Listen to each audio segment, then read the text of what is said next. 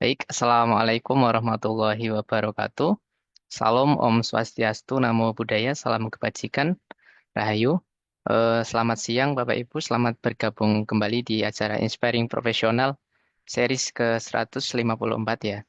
Dengan tema kali ini, Good Governance dalam Tata Kelola Organisasi. Yang tentunya akan dibawakan langsung oleh Bapak narasumber kita yang tentunya sudah menguasai materinya ya Bapak Dodi Iswanto MPD selaku Sekretaris Jenderal PPPTIC. Selamat siang Pak Dodi. Mas, yang Mas suaranya Ya, jelas ya? jelas Pak, jelas. Enggak tabrakan kan? Enggak Pak, aman. Iya. Oke, Aman. baik. Acara ini juga akan dipandu langsung oleh moderator kita pada siang hari ini bersama Ibu Ari yang akan menemani saya sebagai host ya Bu Ari. Eh, Saya informasikan kembali juga bahwa nanti akan ada undian door prize senilai Rp50.000 e-money ya untuk 5 penanya yang beruntung. Baik, langsung saja untuk mempersingkat waktu, acara sepenuhnya saya serahkan kepada Ibu Ari.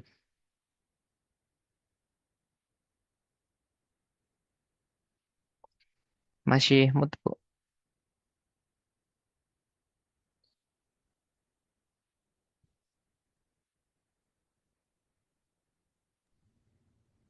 Sudah kedengaran? Sudah. Ya. Terima kasih.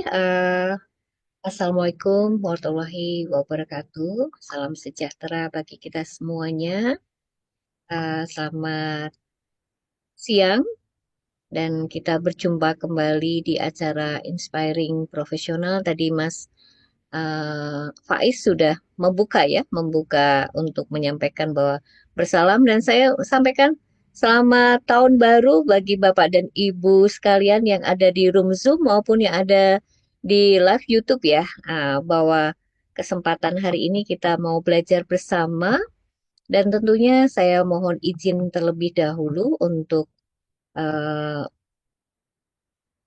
menyampaikan ya, mungkin satu pantun lah ya, mudah-mudahan bisa ya saya coba. Ke lapang mengembala keledai, bawa unta ke tengah gurun. Sebelum Cakep. acara kita mulai, izinkan saya membawakan pantun ya. Bertemu kasih hingga ke Tian-Tian. Wah, ini ke Cina ya kita ya. Mukanya malu, hati senang. Terima kasih hadirin sekalian, mencari ilmu sambil senang ya. Mudah-mudahan webinar hari ini kita bersenang untuk mendapatkan satu materi yang cukup menarik buat kita. Izinkan saya juga menyampaikan bahwa ada beberapa acara agenda ya, ronde hari ini. Saya coba untuk bacakan. Acara pertama adalah tadi kita apa pembukaan ya oleh hostnya, kemudian pembukaan nanti kita akan awali dalam doa, kemudian lagu Indonesia Raya, Mars PTIC, dan sambutan rektor, kemudian sambutan sekretaris jenderal, sambutan ketua ya, ketua di sini nanti adalah Pak Mas Ketum, Pak Ketum ya, tetapi ternyata tidak bisa berarti nanti diganti ya di suite ya dari Pak Bagus Dibyo Sumantri selaku Ketua Harian PPPTIC. Kemudian sambutan dari Bapak Rektor dulu ya sambutan, kemudian penampilan profil biodata, pemaparan narasumber, kemudian tanya jawab dan kemudian piagam penghargaan, closing statement nanti mungkin langsung saja ya mungkin kalau ini ditukar ya kalau Pak Pak Ketua Umumnya hadir, Pak Dr. Mampuano hadir berarti closing statement, kemudian break dan penayangan profil PTIC ya. Sekaligus kemudian kita akan menutup uh, acara ya foto bersama. Dan sebelumnya ada pengundian hadiah.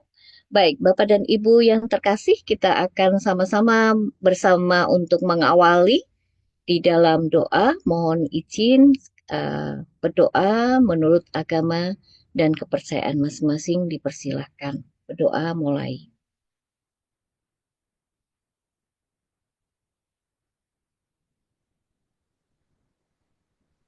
Berdoa selesai. Selanjutnya kita akan mendengarkan lagu Indonesia Raya. Mohon dengan sikap sempurna kita menghayati lagu tersebut. Terima kasih.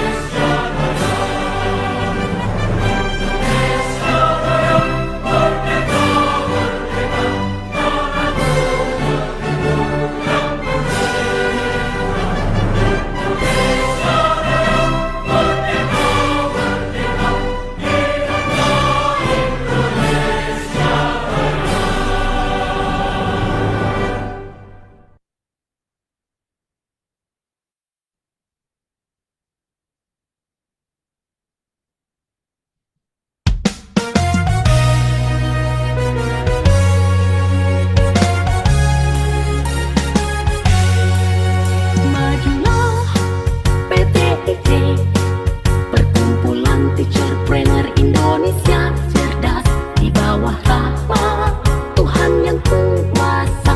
Pancasila dasar gerakan kita. PTIJ, gerakan moral, ciptakan teacherpreneur sejati. PTIJ, junjung harkat martabat pendidikan Indonesia. Mengabdi untuk negeri, itulah semboyan kami. Satukan langkah, maju bersama. PTIJ Jaya, PTIJ Jaya.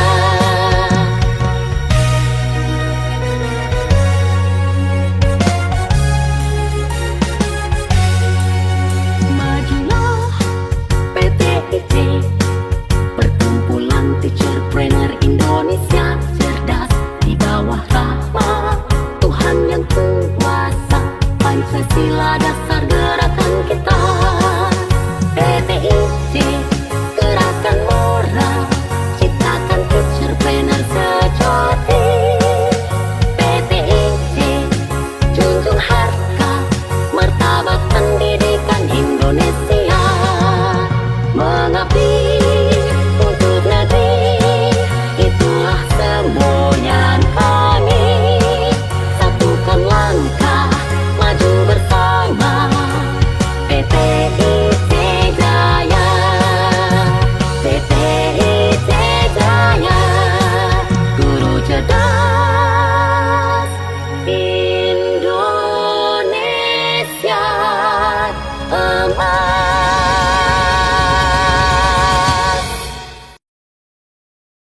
Baik, kita memasuki acara berikutnya kepada yang terhormat Bapak Dr. Joseph Teguh Santoso, MKom, dipersilahkan untuk memberikan sambutan. Dan, wow, nih ya. Mari, Bapak. Ya, terima kasih Bu Ari yang hebat luar biasa ya. Selalu ini ya eh, memberikan perhatian terutama kepada saya. Ya, ya ini pokoknya always the best lah. Ya. Ini Amin. yang Bapak Ibu semua eh, guru pendidik di seluruh Indonesia. Pertama-tama saya ucapkan selamat tahun baru 2025. Inilah acara pertama webinar kita bersama sparring profesional di hari Sabtu yang setiap siang hari kita akan belajar bersama-sama dan saat ini sudah sampai ke seri 154 ya. Dan eh, kita ucapkan terima kasih untuk panitia dan narasumber yang nanti akan dibawakan oleh Sekjen PPPTIC, sahabat saya yang luar biasa aktif dan bersemangat selalu, Bapak Dodi Iswanto, ya, terima kasih, Bung Dodi, ya, dan moderator kita yang cantik luar biasa, Bu Ari Widi Krisdayanti dan Bapak Dr. Mampono, MKOM, selaku Ketua Umum PPPTIC, dan nanti closing statement oleh Bapak Bagus Dityo Sumatri, selaku Ketua Harian 1 PPPTIC. Dan selamat tahun baru 2025 untuk Bapak Ibu sekalian, peserta Indonesia. Ya, luar biasa. Semoga di tahun yang baru ini, 2025 ini, kita mempunyai good governance ya dalam tata kelola diri kita sendiri dulu. Ya, ya. Kadang-kadang kita mengelola sesuatu yang lain tapi belum tentu bisa mengelola diri kita sendiri, teman-teman ya, Bapak Ibu. Maka mungkin kita bisa memulai dulu dengan hal yang sederhana dengan mewujudkan tata kelola diri kita yang menjadi lebih baik di tahun 2025. Ya, semoga apa yang kita harapkan terhadap capaian yang akan kita capai dalam diri kita juga akan bisa terwujud sebelum akhir tahun ini. Ya, tentunya.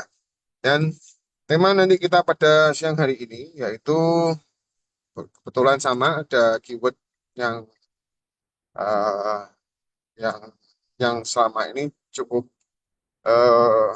sering ya kita dengar ya, good governance dan dalam tata kelola organisasi. Tentunya nanti yang akan dibawakan narasumber kita Bapak Dodi Iswanto, kebetulan dia juga sudah pengalaman sekali dalam hal-hal organisasi dan pengelolaan organisasi dan sudah banyak sekali pengalaman yang akan disiarkan. Dan jelas di siang hari ini saya juga akan ikut belajar karena memang kebetulan istilah ini bagi kita memang sering kali mendengarnya ya, tapi apakah inti dari semua itu dan apakah yang perlu kita lakukan dan bagaimana kita bisa menerapkan dalam posisi kita sebagai pendidik ya di seluruh Indonesia dan kaitannya nanti dengan anak didik kita ataupun dengan dari sisi potensi-potensi kewirausahaan yang ada, ini nanti Bapak Ibu bisa nanti langsung menanyakan ke narasumber kita. Dan yang jelas semua itu, semua tata kelola, kalau menurut dari perspektif saya sendiri ya Bapak Ibu, ya mohon maaf jika ada kesalahan, mohon maaf disalahkan. Semua tata kelola yang baik itu pasti dimulai dari seseorang yang bisa mengelola dirinya dulu dengan baik. Ya, nah, kalau kita dirinya baik, maka biasanya itu akan membias, melebar, ya, menambah, ya, mempengaruhi ya. Nah, kemudian sekeliling, sekitar ya, dan setiap apa yang dilakukannya.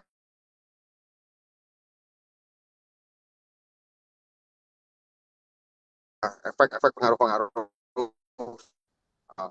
mengakselerasi, menambah nilai terhadap hal-hal yang sedang kita lakukan.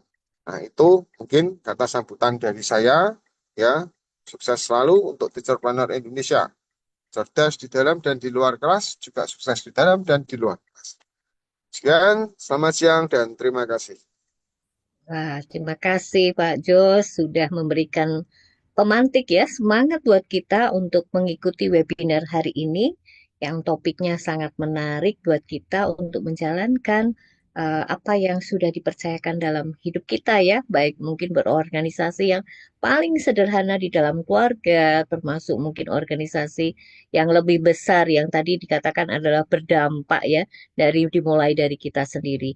Tidak sabar ya, kita juga akan mendengarkan kata sambutan dari Bapak Bagus Sudipyo Sumantri mewakili dari Ketua Umum ya. Mas Mampono belum hadir ya. Baik.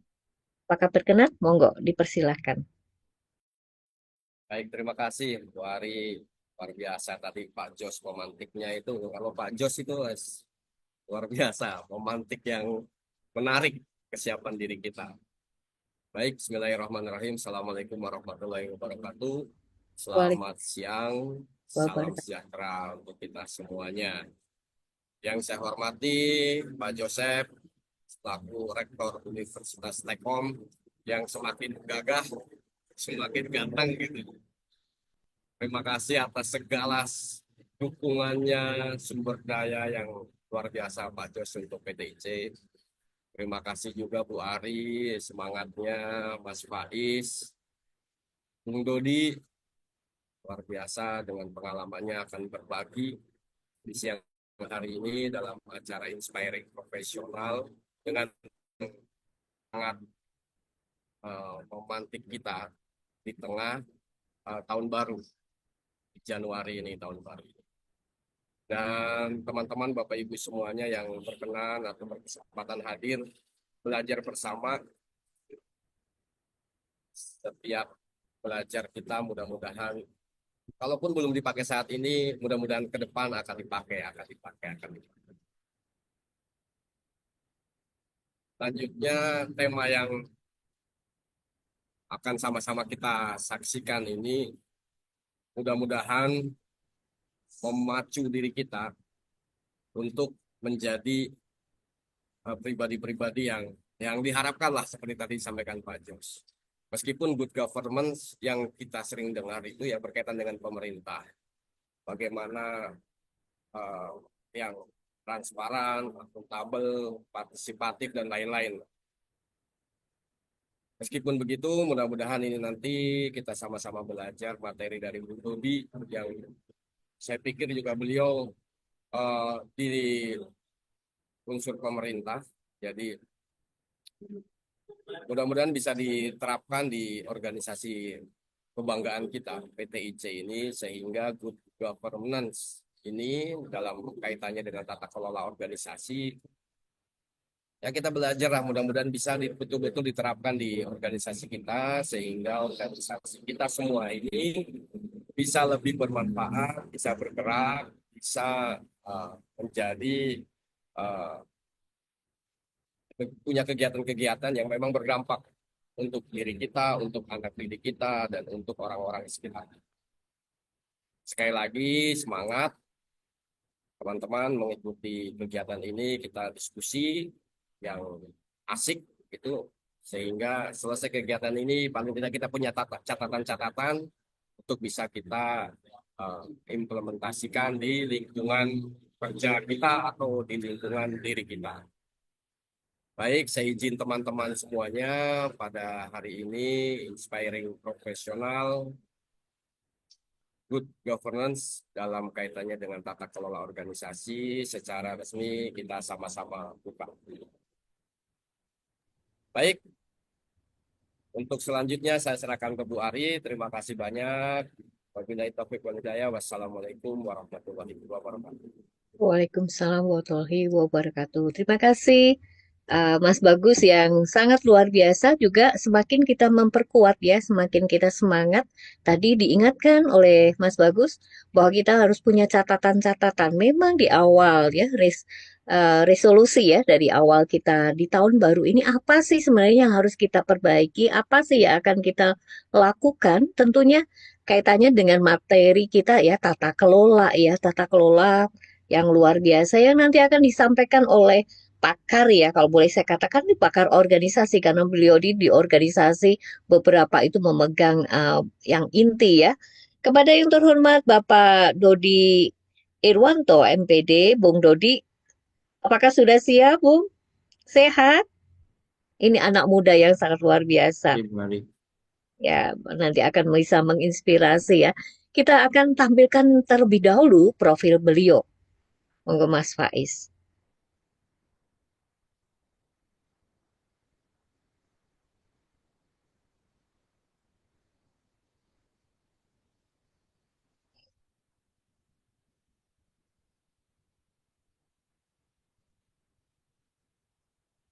Boleh dibacakan mungkin, Bu? Oh, aku bacain ya. Iya, boleh. Bentar nih. Soalnya satu slide aja. Oh, satu slide Ya. saja. Bentar, ini tempatku kekecilan ini. Sebentar ya.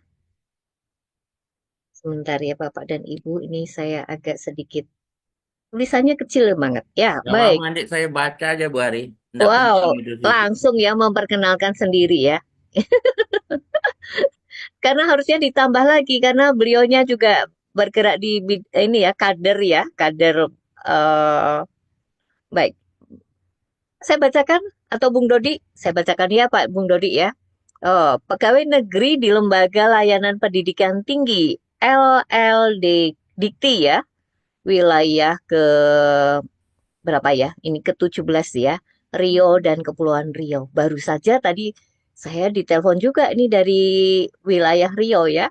Nah, kemudian menjadi Sekretaris Jenderal PTIC periode 2021 sampai 2026. Tak terasa ya kita mau tinggal 1 tahun lagi kepengurusan ya. Pendiri sekaligus Ketua Wilayah Pertama Ikatan Guru Indonesia Wilayah Kalimantan. Tuh organisasinya ini baru 2 ya yang dituliskan di sini. Pasti harusnya banyak ya Bung Dodi ya nanti ya. Peraih fellowship dan Eka Cipta Foundation. Selain berorganisasi, beliau juga menggemari olahraga sepak bola. Dan banyak sekali tulisan-tulisan beliau yang cukup menarik ya. Nanti beliau akan menyampaikan sendiri. Demikian profil dari narasumber kita yang sangat luar biasa yang akan memberikan ilmunya buat kita. Dan kita tahu bahwa ketika menjalankan tugas tentunya pasti komitmen itu yang sangat dibutuhkan ya Bung Dodi ya di dalam kita melakukan good government, tata kelola organisasi dimanapun kita dipercaya. Baik, tanpa berpanjang lebar, saya persilahkan Bung Dodi untuk menyampaikan materi tentang good government, tata kelola organisasi. Dipersilakan kira-kira berapa ya? 20 menit ya, lalu nanti tanya jawab biar banyak teman-teman yang bisa mendiskusikan bersama. Cukup ataukah Ya, langsung Bu Ari ya. kurang 20 menit? Cukup lah, cukup. Lebih itu. Oh, lebih. Ini karena belum menyampaikan saja, Bung Dodi. Itu di chat sudah ada pertanyaan loh. Jadi belum menyampaikan materi sudah ada yang bertanya. Ini berarti semangat sekali ya. Mangga dipersilakan. Baik, karena Bu Ari tadi berpantun, saya siapkan juga pantun kan. Tapi mendadak ini. Wow, Ada iya. kue di atas talam, diambil Wah, sebiji Cakep. untuk cakep. dimakan. Izinkan saya ucapkan salam untuk Bapak Ibu hadirin, saudara-saudara, teman-teman sekalian. Assalamualaikum warahmatullahi wabarakatuh. Waalaikumsalam Salam Om warahmatullahi wabarakatuh. Swastiastu, nama budaya, salam kebajikan. Selamat siang untuk kita semuanya. Ini siapa aja yang di room nih?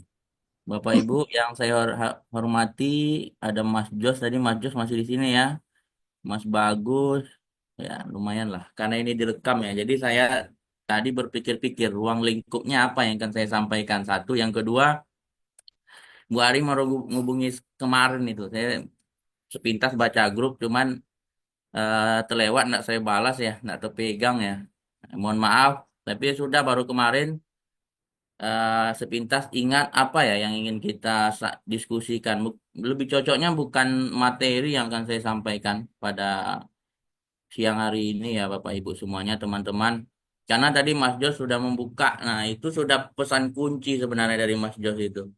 Tapi nantilah kita diskusikan ruang-ruang lingkupnya menyambut apa yang disampaikan oleh Mas Bagus tadi. Yang saya hormati wakil eh, ke nggak ada wakil ketua yang hadir ya. Yang hadir semua ketua harian dan wakil ketua harian, Mas Jos, semuanya tentunya pengurus yang hadir. Mudah-mudahan nanti dilihatlah di rekaman. Mudah-mudahan suara saya terdengar dengan cukup jelas karena di luar baru hujan turun. Ya, baru hujan turun dan saya sebenarnya harusnya pakai headset ini biar saya fokus begitu ya. Memang temanya ini agak-agak sedikit organisasi, tapi organisasi pemerintah ya. Tapi secara konseptual Mas Bagus, good governance itu bukan hanya ruang lingkupnya organisasi pemerintah. Organisasi swasta juga. Setiap yang melibatkan hajat hidup orang banyak, itu wajib dikelola dengan baik, dengan tata kelola dengan baik. Organisasi, institusi, lembaga pemerintah dan non pemerintah, LSM atau apapun itu. Karena kalau kita seperti yang disampaikan oleh Mas Jos tadi, berhubungan dengan diri kita, ya cukup dengan diri kita, dengan istri kita, dengan anak kita ya. Nah, tetapi kalau yang konsepnya governance ini, tata kelola melibatkan hajat hidup, misalkan organisasi seperti PTIC ini. Nah, ini kan bukan hanya persoalannya selesai di saya, tapi ada persoalan saya dengan Bu Ari nanti, persoalan saya dengan Mas Faris, atau siapa pengurus begitu ya, saya dengan Mas Bagus, dengan Mas Mampu, dengan Mas Jos, mengikat banyak hal. Nah, dan itu kita terikat dalam satu kesatuan dan diatur, diundangkan dalam pemerintah, dinotariskan begitu ya.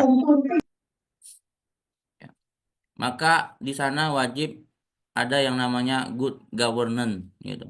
Good governance ini apa sih begitu ya? Tadi Mas Jos sudah menjawab sebenarnya secara tersirat. Ya, mungkin bagi-bagi yang baru dengar agak-agak asing ya. Tapi good governance ini sebenarnya hal yang sederhana. Cuman karena dia bahasa Inggris kelihatan keren gitu ya. Tapi tidak seperti itu ya.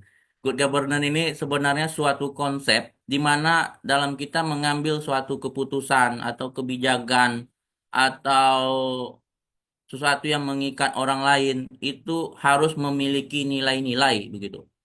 Nilai-nilai seperti efektif, efisien.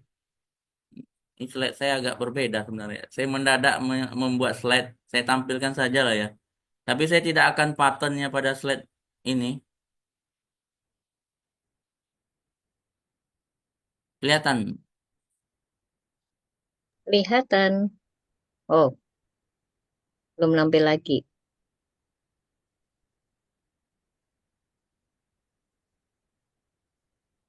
Saya bercerita saja lah ya. Mendongeng saja lah Bu Ari ya. Mudah-mudahan nanti catatan kecilnya. Boleh. Iya. Karena slide-nya juga tidak saya persiapkan dengan baik juga. Jadi saya akan mengingat mengingat apa yang selama ini saya rasakan, yang saya alami, mungkin banyak kurangnya, tetapi dari yang sedikit tersebut mudah-mudahan teman-teman bisa belajar lah.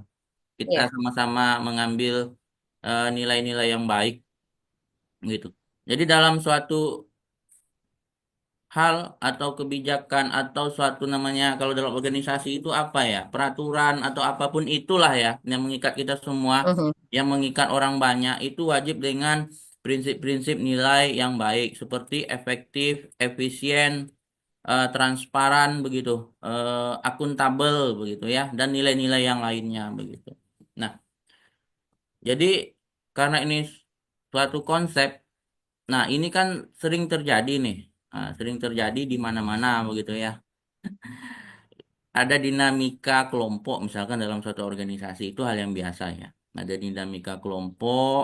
Nah, misalkan dalam suatu organisasi saja sudah kelompok. Nah, dalam kelompok itu ada kelompok-kelompok lagi. Nah, itu yang ingin saya sampaikan kepada teman-teman. Nah, itu suatu hal yang biasa sebenarnya. Suatu hal yang biasa. Nah, disinilah peran seorang leader itu. Lead dalam artian ruang lingkup yang luas ya. Ini saya mau buat ruang lingkupnya kemana nih? Dalam organisasi PTIC, dalam suatu negara, dalam suatu instansi pemerintah ataupun unit yang terkecil seperti yang Mas Jo sampaikan itu dalam diri sendiri gitu. Kalau orang yang tidak selesai dalam urusan pribadinya ya, ada persoalan hukum, ada persoalan asusila, tidak mungkin kan dia menjadi leader kan. Kita pun juga tidak akan memilih kan begitu konsepnya, ya kan? Hmm, Orang yang ya. tidak selesai dengan dirinya sendiri tidak mungkin kita pilih tidak ya tidak bisa juga dia menjadi seorang leader gitu karena dengan urusan pribadinya saya tidak selesai begitu ya apalagi mengurusi orang banyak kan begitu. Nah, jadi good governance ini memang syarat awal dan mutlaknya itu selesaikan dengan urusan pribadi lah, selesaikan dengan PR-PR pribadi seperti yang Mas Jos sampaikan tadi. Nah, masalah persoalan pribadinya selesainya sejauh mana, nah ruang lingkupnya harus kita batasi lagi. Ya, kalau organisasi yang sepertinya ketua itu menjadi salah satu endorsement ya, tentu yang syarat utamanya leadnya harus bebas finansial dulu, kan begitu. Mhm. Endorse-nya dari dia semua soalnya, ya kan? Tetapi kalau dia konsepnya seorang organisasi kerelawanan yang sifatnya itu gerakan kerelawanan begitu ya, maka eh, persoalan pribadinya apa? Keterampilan, pengetahuan, eh, karakter ya tidak ada persoalan-persoalan hukum tidak ada persoalan asusila itu syarat mutlak nilai yang harus dimiliki. Coba lihat organisasi ya saya agak karena ini direkam di YouTube nanti dipotong di crop nah viral saya begitu ya. Nah, organisasi sebelah lah maksud gitu ya biasa-biasa saja leader atau pemimpinnya itu tetapi dia bisa menggerakkan suatu roda organisasi itu dari pusat dari sampai ke kabupaten bahkan sampai ke RT RW. Makan kegerakan kerelawannya anggota itu iuran untuk untuk mewujudkan visi atau misi dari organisasi tersebut. Ada di sekitar kita? Ada, Bu Ari udah nganggu itu. Ya kan, ada ya. Ini saya memang nggak baca slide nih. Saya lihat layar saya wajah saya sendiri begitu ya. Nah, artinya apa? Ada keunikan, ada nilai yang menjadi rule of the game bagi mereka semua, ya, yang mereka bisa bergerak begitu ya, bergerak simultan begitu ya, bergerak tanpa diarahkan pun bergerak. Orangnya berkumpul, uangnya berkumpul begitu ya, organisasinya berjalan. Nah, begitu. Nah, dengan catatan urusan pribadinya ini dia diyakini sebagai leader, sebagai orang yang bisa mempengaruhi orang dengan sangat kuat begitu. Belajar dari bapak bangsa kita, Soekarno, atau siapapun lah itu ya, apapun itu. Untuk dia mengumpulkan semua gerakan sehingga dari Aceh mengumpulkan untuk beli beli apa? Beli pesawat terbang gitu ya.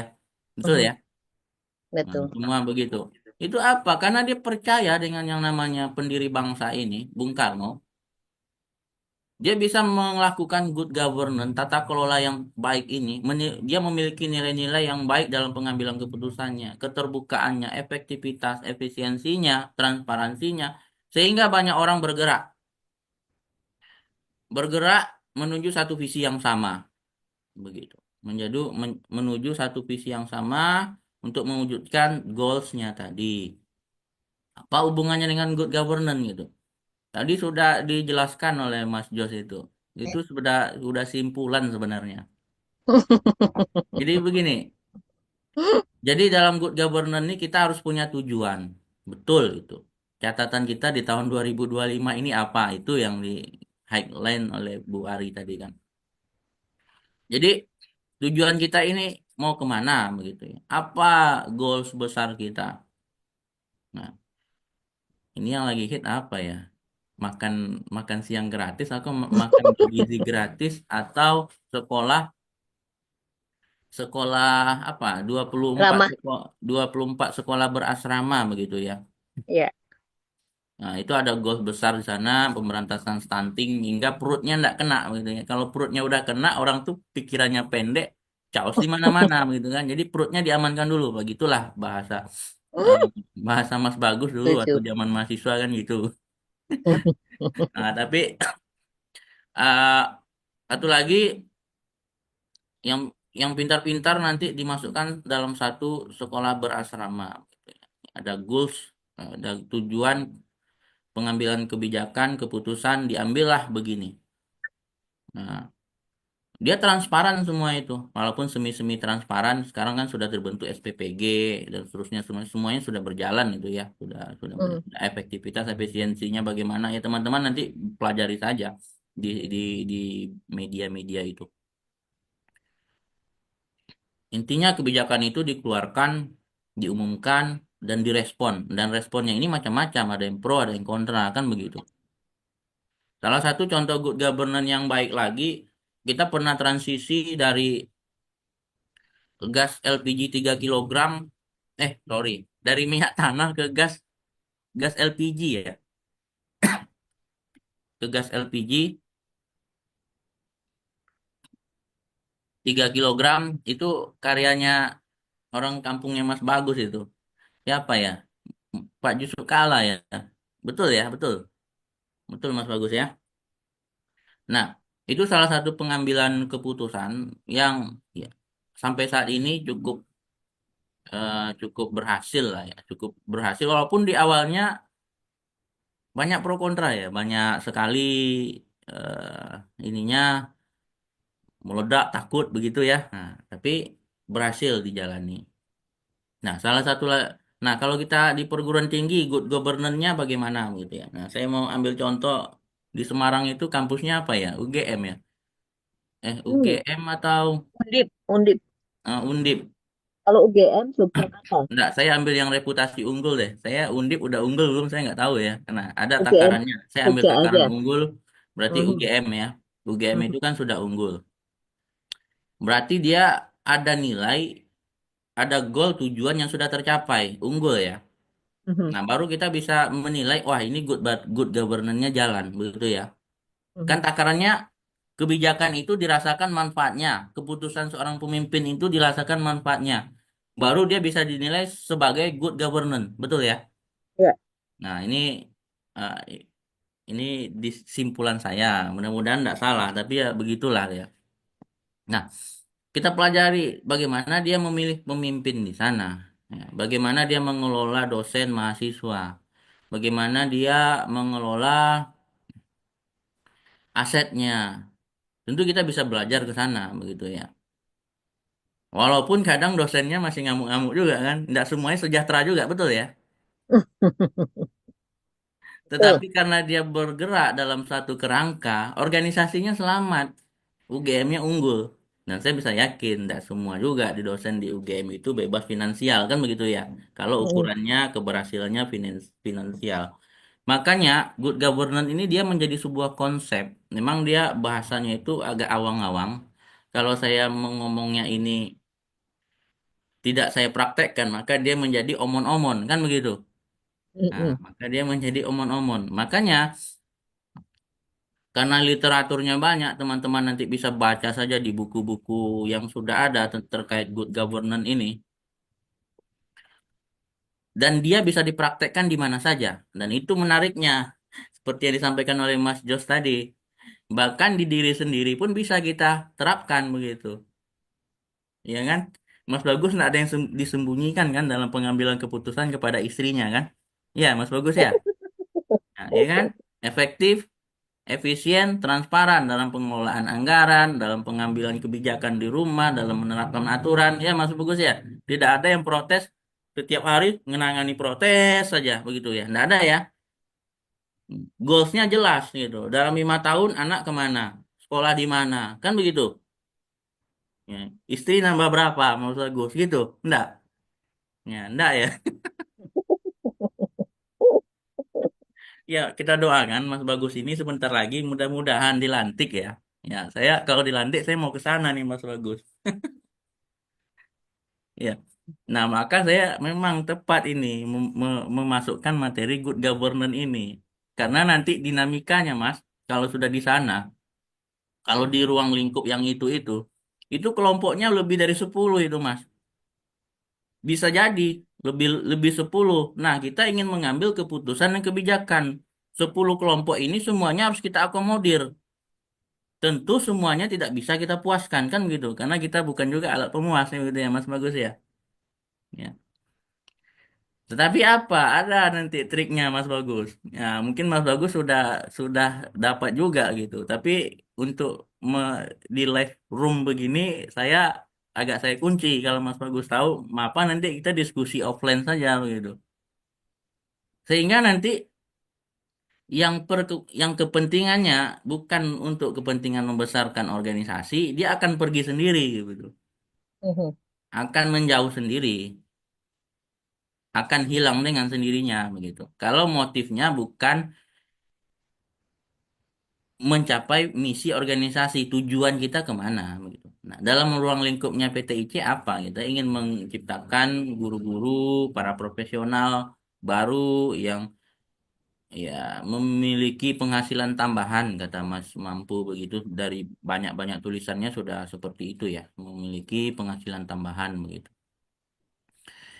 Nah, saya kembali lagi ke definisi ini, baru definisi nih Bu Ari, mohon maaf nih, definisi Iya. sudah kali lebar kali panjang gitu ya. Jadi good government itu suatu konsep atau praktik tata kelola organisasi yang efektif, efisien, transparan, akuntabel, yang tujuannya untuk bagaimana organisasi tersebut mencapai tujuan bersama, tujuan organisasi. Itulah definisinya. Maka dia ruang lingkupnya luas tadi. Memang umumnya dia diterapkan di pemerintahan. Dia wajib karena pemerintahan itu apa? Harus governance karena ada dana pemerintah di sana yang harus dipertanggungjawabkan.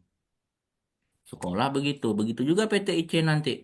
Kalau menerima dana pemerintah, kita wajib good governance. Ada lembaga di internal kita yang mengawasi. Itulah Dewan Pengawas tadi kan, Pembina. Dan ada lembaga eksternal yang mengawasi. Nah, itu biasanya kalau kita dana pemerintah ada akuntan publik di sana. Nah, itu konsep transparansi tadi. Nah, tetapi di dalam suatu organisasi, ya, organisasi yang kalau tidak berbadan hukum, dia menjadi komunitas dia. Gerakan biasa saja, ngumpul-ngumpul, komunitas kucing, komunitas pengumpul tutup botol, begitu ya. Ya, pengumpul komunitas senam bersama, begitu. Apalagi komunitasnya Bu Ari itu, banyak sekali itu. Nah, kalau organisasi yang sudah kita undangkan, nah kita declare kepada pemerintah, nah itu kita wajib menerapkan tata kelola yang baik dan transparan itu. Tujuan kita apa, kemana, dan sekarang kita sedang di mana. Begitu. Jadi apa sih gunanya good governance? Nah, tadi kan sudah kita masuk ke definisi apa manfaatnya. Yaitu yang pertama itu untuk mendapatkan kepercayaan. Kepercayaan itu ada dua ya. Kepercayaan dari anggota kita. Yang kedua, kepercayaan dari mitra ataupun stakeholder di luar kita yang eksternal. Yang kedua adalah untuk eh, mengoptimalkan sumber daya yang kita miliki. Jadi kalau kita dalam pengambilan keputusan saja sudah tertutup, nanti Mas Bagus kan pengambil kebijakan itu sudah tertutup, kucing-kucingan, tidak terbuka, gitu ya. Tentu orang tidak akan menimbulkan kepercayaan, begitu ya. Banyak yang bertanya-tanya nanti. Nah, begitu. Dan kalau SDM itu tidak bisa dioptimalkan juga, maka tidak bisa. Misalkan kita tidak bisa melakukan pemetaan, placement, ya, karena kita memang di PTIC lemah semua ya. Itu belum kita lakukan semua itu. Mhm. Kita lakukan semua, tapi tidak apa-apa, karena kan tujuan kita di sini berkumpul dengan happy, kita menulis, kita bersama-sama begitu ya. Dan itu sudah suatu tujuan yang baik sebenarnya, teman-teman semuanya. Tinggal nanti kita rumuskan saja, kita akan menjadi sebesar apa. Itu kan bisa kita tetapkan bersama-sama. Tetapi setiap pilihan dan konsekuensi itu, setiap pilihan yang ingin kita pilih itu memiliki konsekuensi lah begitu. Baik konsekuensinya kepada SDM kita maupun kepada diri kita begitu. Dan syarat-syaratnya harus kita penuhi begitu.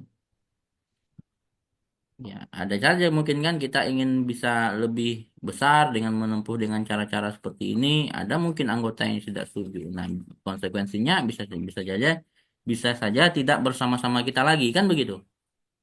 Maka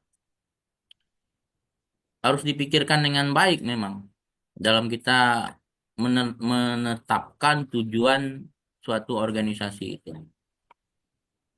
Ya, tentunya tujuan yang kita tetapkan itu tidak lari lah dari tujuan bersama Mhm. ataupun dari nilai-nilai yang seharusnya ada begitu ya.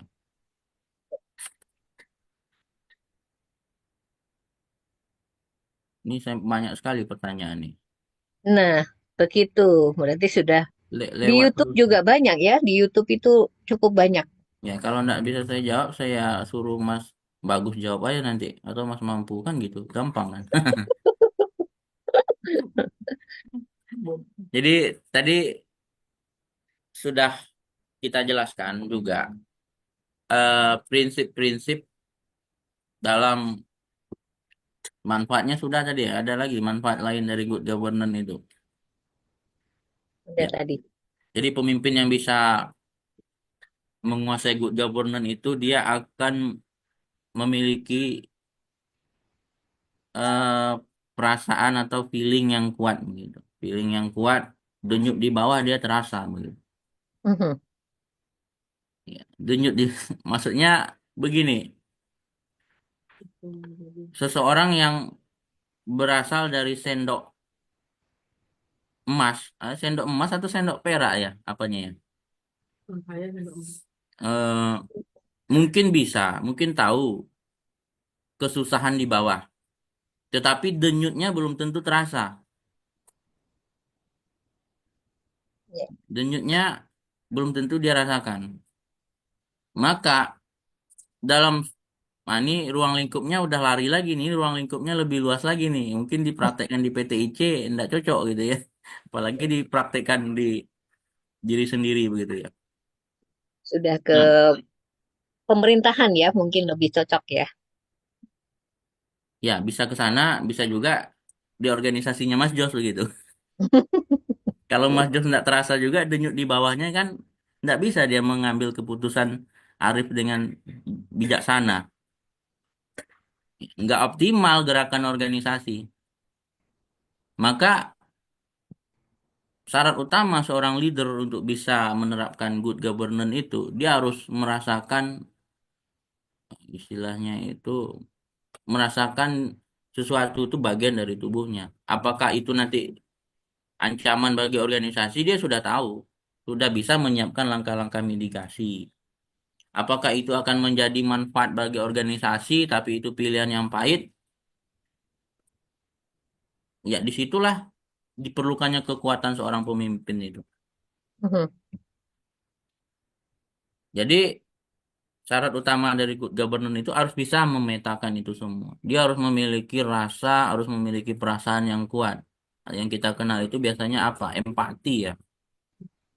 Empati.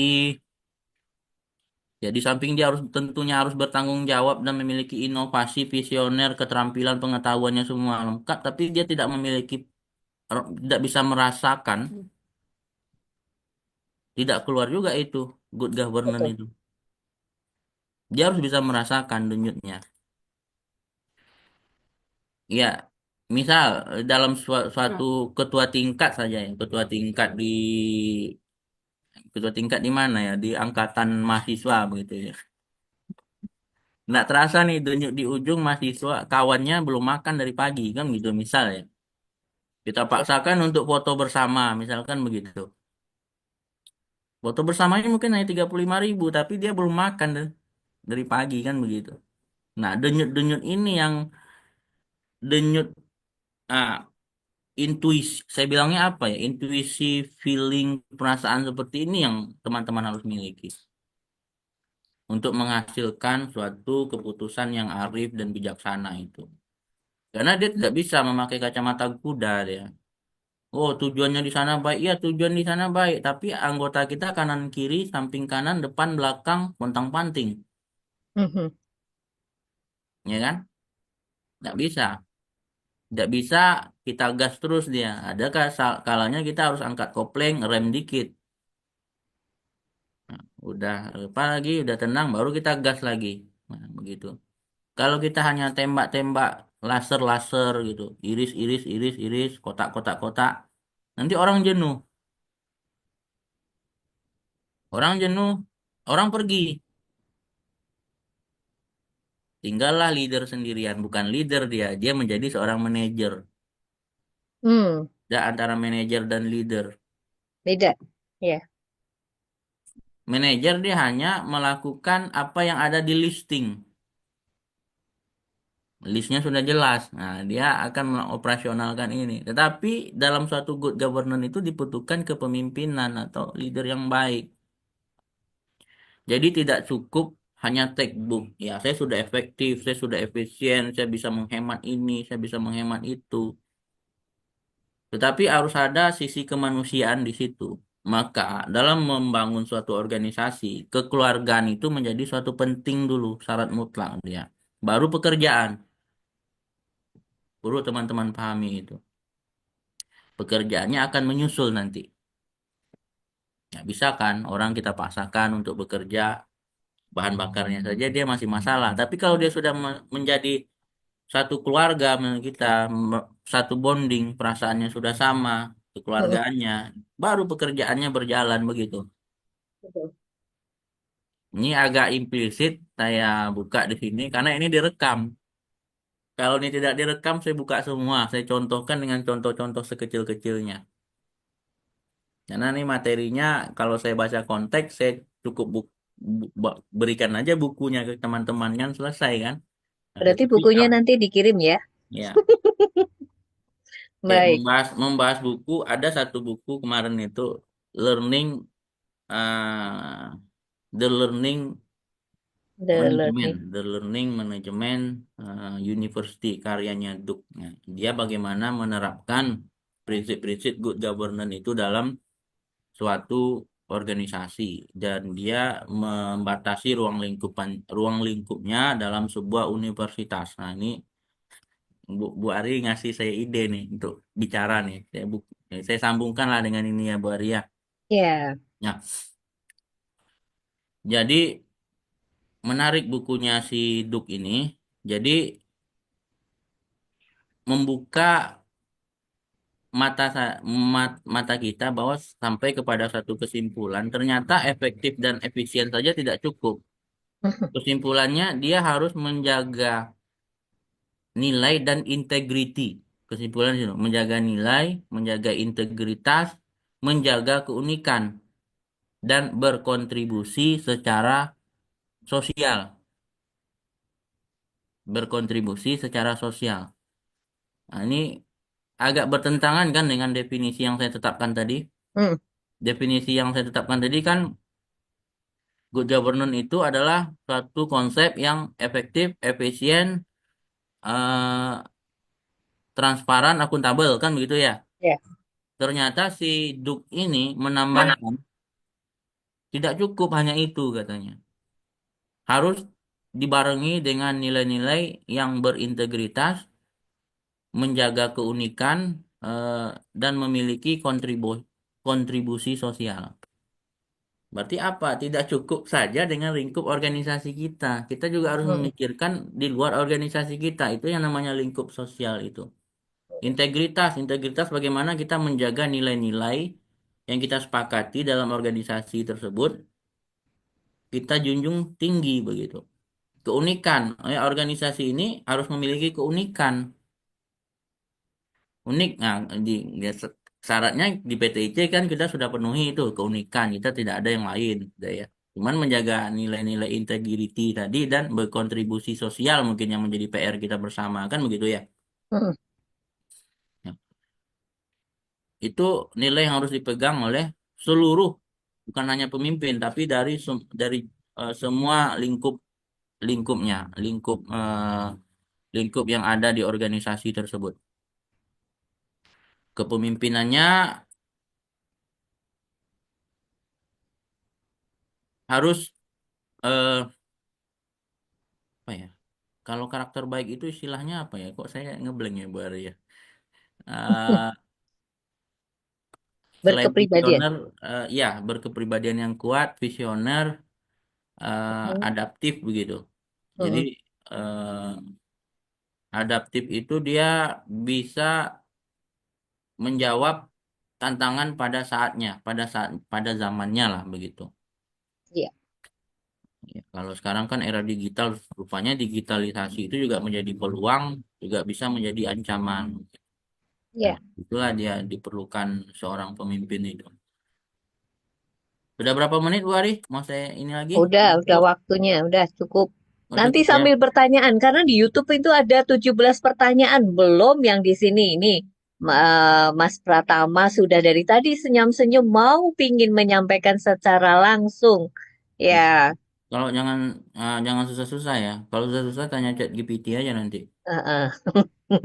Kan ini kita mau menggali eh, pengalaman praktis yang Bung Dodi itu melalang buana ya di dalam bidang organisasi maupun organisasi pendidikan maupun organisasi secara umum maupun politik. Nah, ini tentunya dengan banyak pertanyaan ini nanti tergali tadi yang sedikit-sedikit dibongkar kita ya mau ingin membongkar trik-triknya seperti apa. Kayaknya izin ya Bung Ya, Dodi kita akan masuk ke dalam tanya jawab ya. ya silakan. Ya, saya buka dulu dengan pertanyaan dari Mbak Anissa Satul ya. Mbak Anissa Satul Koiriah ya. Nanti pertanyaan ini mirip sekali yang nanti disampaikan oleh Mas Pratama ya. Nanti biar langsung ya karena udah resen ya. Jadi pertanyaannya hampir mirip nih. Izin bertanya, ya apa saja langkah-langkah strategi untuk memastikan akuntabilitas dalam setiap level struktur organisasi? Jelas ya, Bung Dodi ya.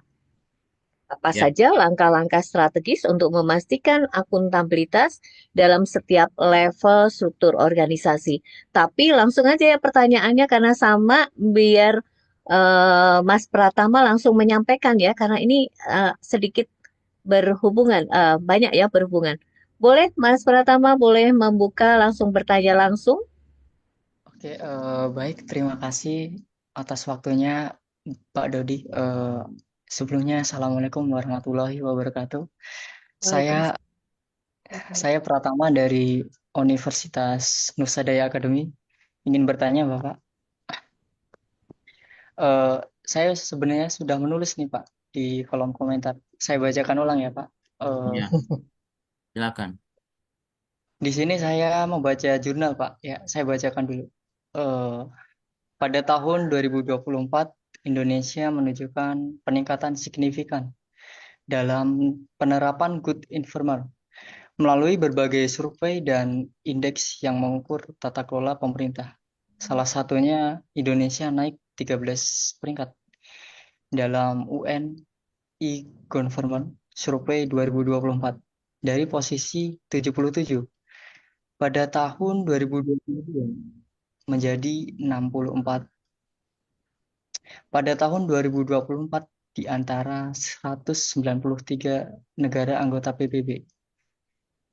Skor e-government Development Index Indonesia juga mencapai 0,7991 yang menempatkan dalam kategori Very High EGDI.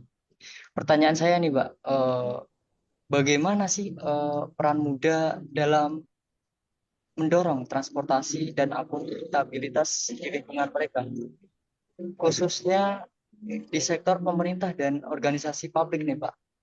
Lalu yang kedua, apa sih langkah-langkah konkret yang bisa diambil oleh generasi muda, khususnya di tahun 2025 ini Pak, untuk memastikan bahwa perkembangan teknologi seperti e-government digunakan secara etis dan untuk kepentingan bersama.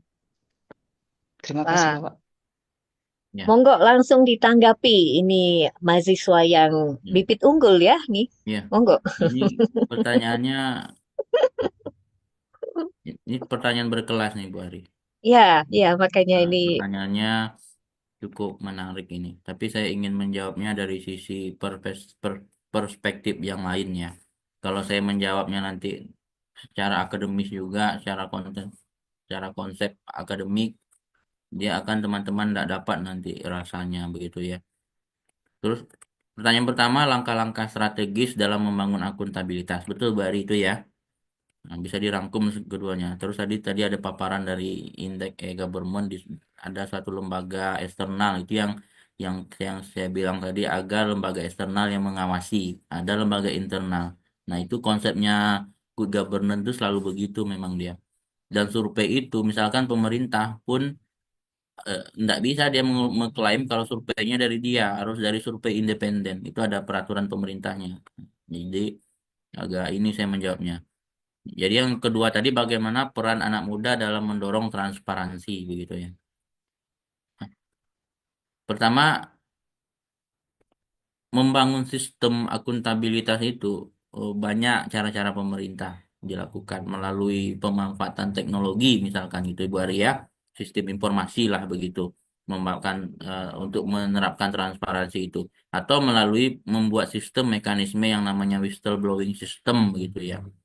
Tetapi itu hanya sistem sistem saja, tidak ada arti apa-apa kalau yang menjalankan sistem atau kita yang di luar mengawal sistem itu tidak komitmen terhadap nilai yang kita pegang bersama.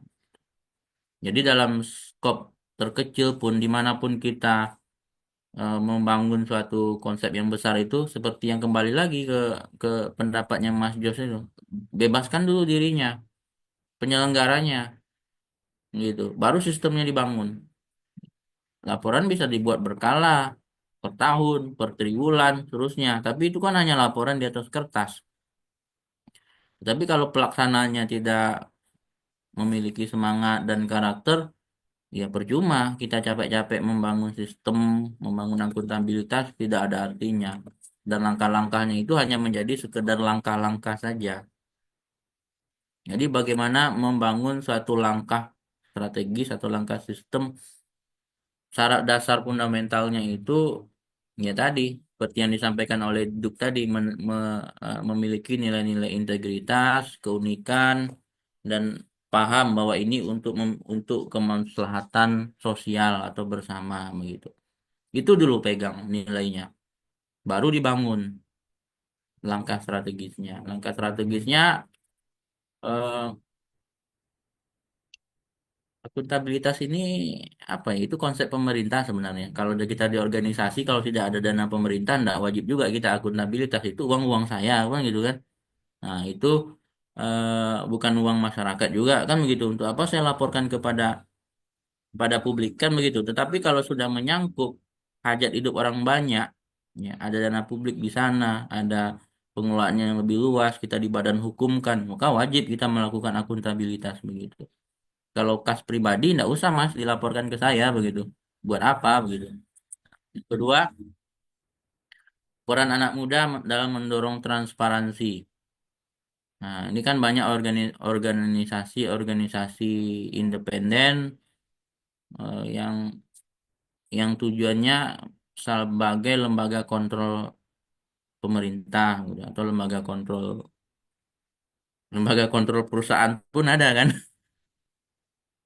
Contohnya eh, eh, apa itu yang aduh, yang untuk blue screen, blue green, green apa? Itu Mas Bagus yang tahu itu. Apa Bu Ari?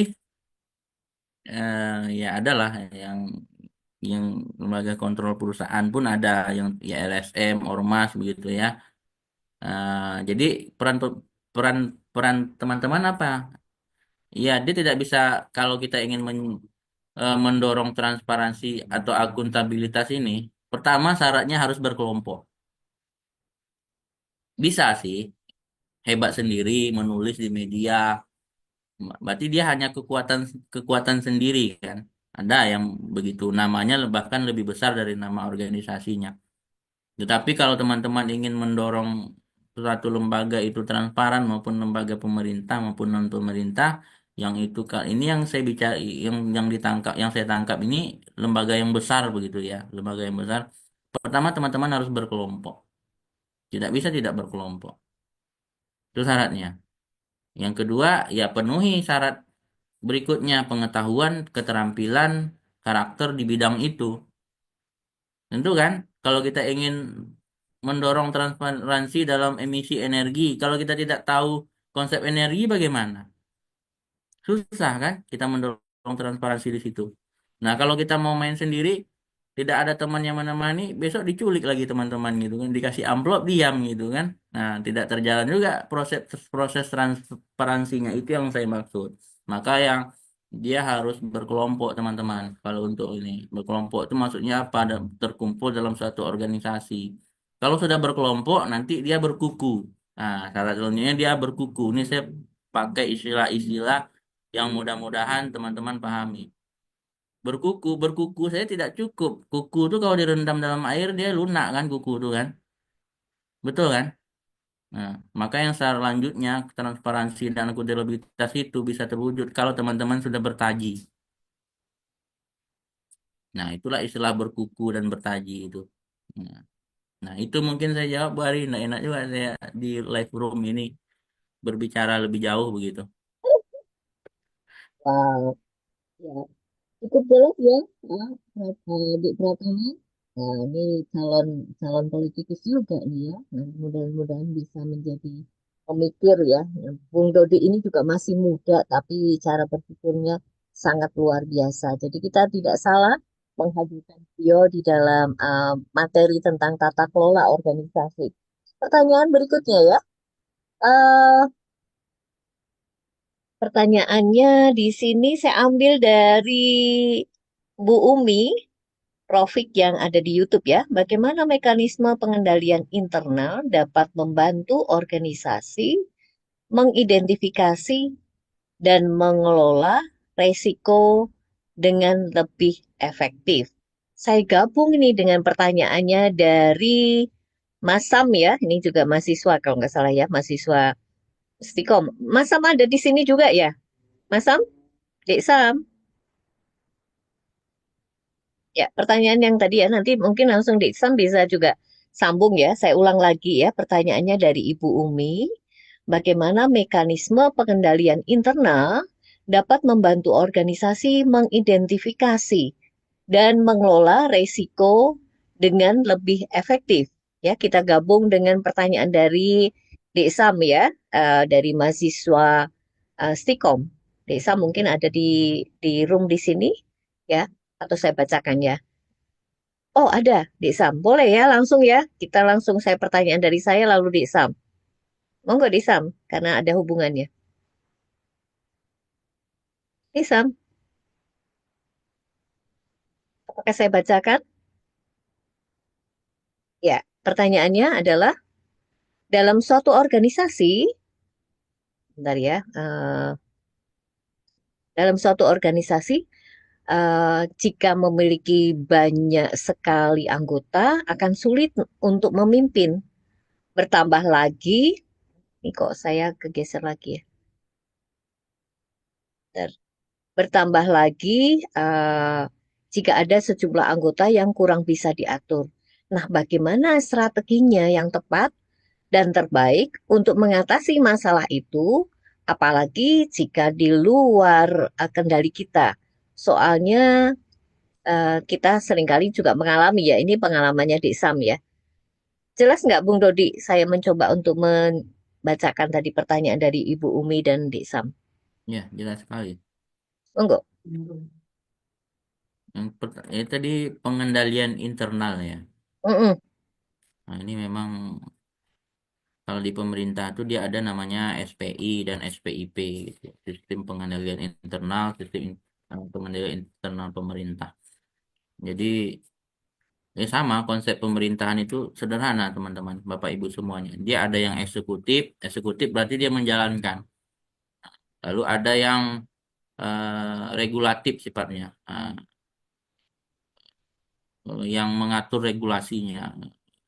Kalau di kita apa namanya yudikatif ya, atau yang satu lembaga Dewan Pengawas atau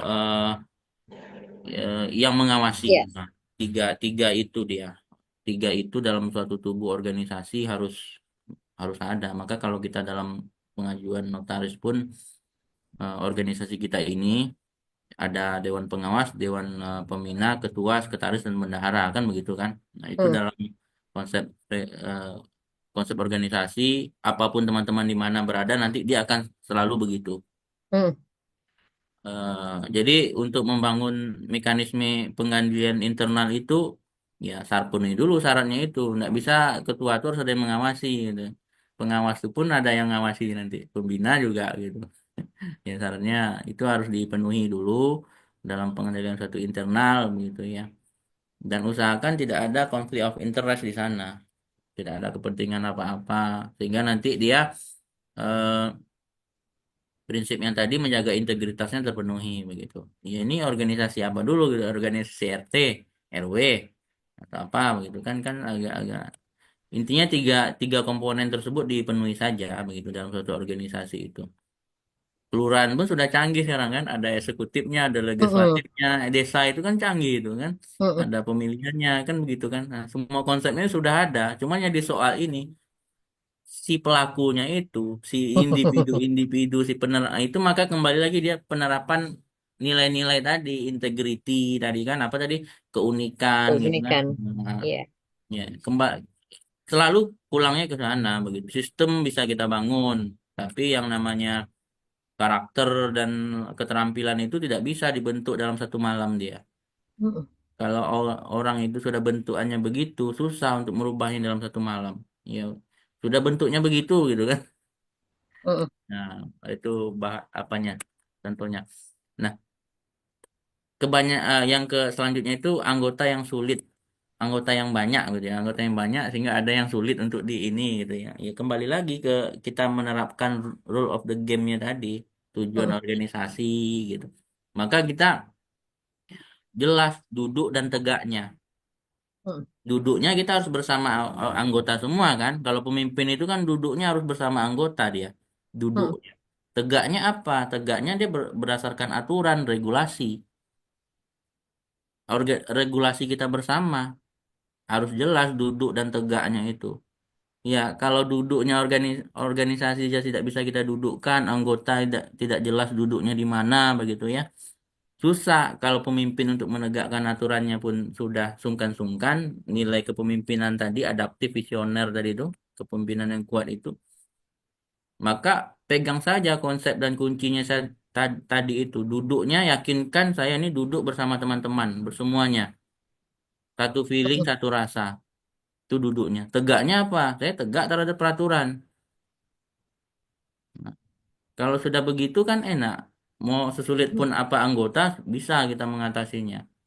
Itu Mm-mm. saja kuncinya Bapak Ibu. Ini mungkin tidak ada di buku literatur pun manapun, tapi itulah yang bisa menjadi pegangan kita bersama dimanapun di organisasi Bapak Ibu yang sekecil apapun nanti duduk dan tegaknya itu tetap dipegang begitu. Itu Bu Ari.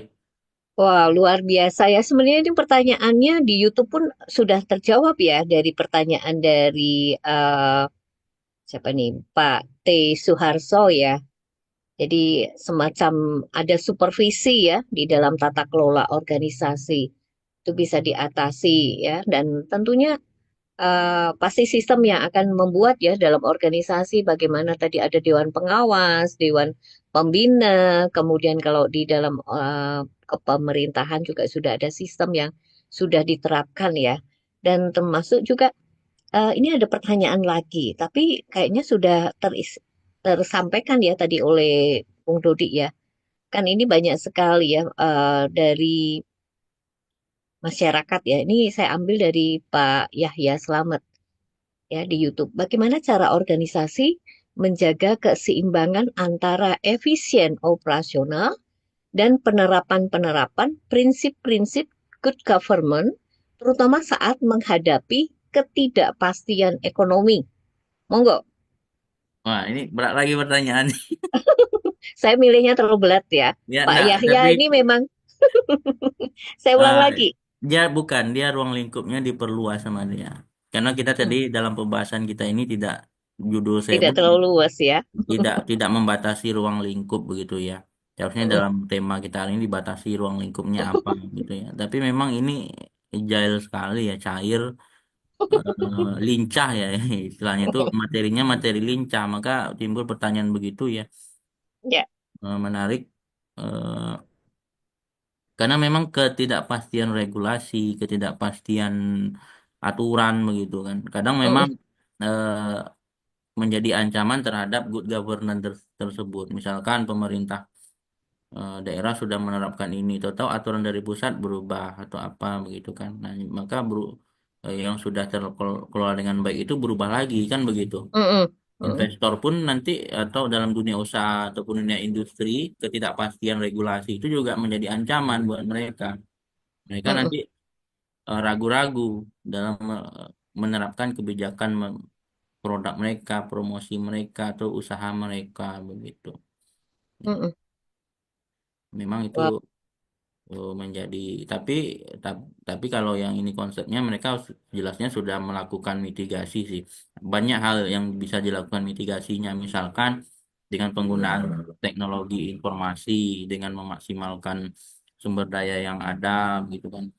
Atau hmm, dengan terus memperluas, tergantung dipetakan dulu nanti masalahnya di mana begitu. Nah, dia eh, membangun sistem organisasi, terus mendorong organisasinya untuk tumbuh dan belajar. Nah, dia bisa memitigasi semua nanti, walaupun regulasinya berubah, dia tetap akan eksis bisa organisasi itu. ya, baik. Satu lagi pertanyaan ya sebelum kita akan akhiri. Pertanyaannya tuh banyak ya di YouTube aja lebih dari 17 ya. Nah, ini pertanyaan dari Ibu Dwi Nuryanti ya dari Sumatera Selatan. Apakah keberhasilan penerapan e-government di Indonesia dapat benar-benar dicapai tanpa merubah perubahan mendasar ya, tanpa perubahan mendasar dalam cara kerja birokrasi? Ataukah kita hanya mengandalkan teknologi tanpa merubah sistem yang sudah usang? Lalu, bagaimana anak muda bisa mengatasi potensi kesenjangan digital dalam penerapan good government, mengingat tidak semua masyarakat memiliki akses ya yang sama terhadap teknologi dan informasi yang tersedia melalui peraturan pemerintah yang berbasis elektronik. Ya, Monggo. ya, ini menarik, ini ada beberapa sisi dari pertanyaan ini. Dia nggak tahu dia membuat pakai chat GPT atau memang itu gitu ya. Tapi ini menarik. Pertama, dia menyorot sisi lembaga birokrasi Ya, yang belum siap secara individu-individu. Terus mm-mm, pemerintah membangun sistem informasi untuk penerapan good governance ini. Terus mm-mm, dia masuk ke poin ketiga tadi, eh, tidak semua masyarakat siap terhadap sistem informasi yang dibangun. Nah, karena ya, beragam keterbatasan tadi kan begitu kan. mm-mm, Nah, benang merahnya di mana ya? Benang merahnya pertama, yang sudah di dalam itu tidak mungkin kan satu generasi dipotong juga kan begitu, tidak mungkin, mm-mm, tidak mungkin. Nah, maka yang mungkin dilakukan oleh pengambil kebijakan tadi, misalkan ada satu sistem yang sudah rusak begitu ya, sudah rusak atau apa, kalau saya menyontohkan bagaimana memperbaikinya begitu ya. Nah, mm-mm, menarik yang pernah dilakukan oleh banyak ya, di Ignatius Jonan atau apa, dipindahnya yang basah ke kering, yang kering ke dipindah-pindahnya sehingga nanti dia mati begitu ya, mati mm-mm, buruk tersebut. Atau Cara yang kedua dipangkas dia, digunting Mhm, salurannya jangan sampai ke atas. mhm, Nah, cukup selesaikan di bawah masalah regulatif apa tadi untuk apapun itu ya selesaikan di bawah sehingga dia tidak sampai ke atas, yang atasnya nanti akan pergi sendiri atau dia mhm, mati beliau. Ya. mhm. Iya, banyak lah trik-trik. Pemerintah tidak seculun itu begitu ya. Artinya semuanya sudah memikirkan, apalagi sistemnya sudah terbangun dengan baik. Memang kadang yang jadi kendala itu ada kompetensi maupun kualifikasi si penyelenggara administrasi negara tersebut yang Ya. masih menjadi soal ya. Nah, Mhm, masalah sistem informasi itu mau tidak mau memang harus dibangun untuk suatu kita yang sudah ini, apalagi masuknya AI apa teknologi informasi atau sistem informasi itu kan tidak bisa kita nafikan. Maka ini jurusan hit sepanjang masa kan begitu kan, sistem mhm, informasi dan teknologi informasi. Jadi kita tidak bisa kaji mundur. Itu bukan sesuatu mhm, yang harus kita jauhi atau kita larang atau enggak usahlah pakai sistem informasi, enggak begitu menyikapinya karena mhm, itu memang permintaan zaman sekarang seperti itu begitu. mhm, Nah, yang mengenai masyarakat yang belum siap terhadap sistem itu ya ya ini menjadi PR banyak banyak pihak ya. Tetapi tidak ada satupun aturan yang melarang masyarakat untuk mengakses itu. Kalau justru mhm, aksesnya terbuka sekarang. Sekarang bagaimana peran kita bisa ada di situ tuh PTIC mhm, mengedukasi banyak orang untuk itu kan bisa kita mhm, ambil kontribusi sosialnya. Mungkin mhm, yang dimaksudkan oleh teman-teman tadi adalah pengadaan barang jasa pemerintah ya. Itu terbuka mhm, sebenarnya. Memang yang diakses itu terbuka terbuka tapi tidak semua orang dibuat pintar untuk itu kan, itu yang menjadi soal. Iya, tapi ya seperti itu. Itu aja mungkin jawabannya. Maaf maaf kalau belum jelas. Kalau masih tersirat ya, mudah-mudahan direnungkan saja nanti nanti dapat itu apa yang saya maksud itu. Pejamkan matanya begitu ya. Tapi ini ada satu pertanyaan yang juga sedikit ke ini ya, ke apa? Ke pertanyaan dari apa tadi berkaitan dengan IT ya. Sebentar saya kok ini berubah ya.